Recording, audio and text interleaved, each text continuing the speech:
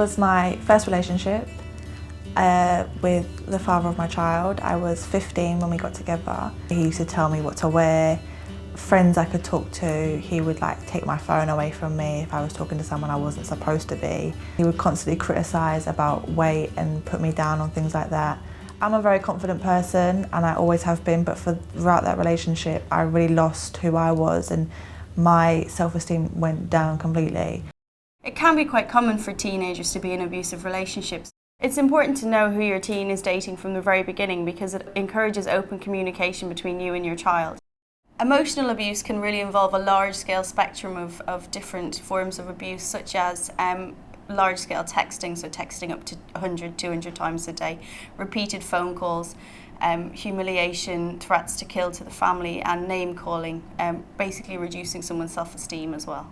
He didn't even have to say anything half the time for me to feel like, is it me, am I doing something wrong, constantly questioning myself, losing my confidence, all those kinds of things.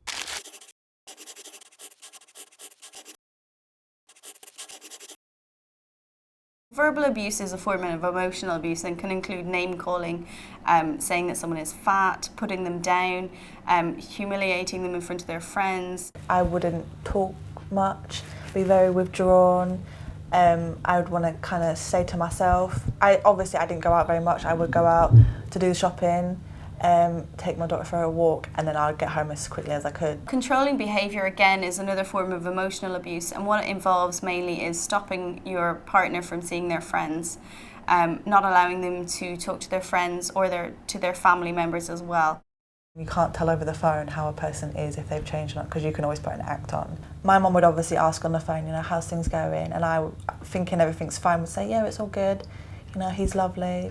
And defend him because I didn't know what he was doing was wrong. Physical abuse can involve a wide range of physical violence behaviours such as hitting, punching, slapping, kicking, biting, very much ranging from bruises on the arm to very severe physical violence and to death in some cases as well.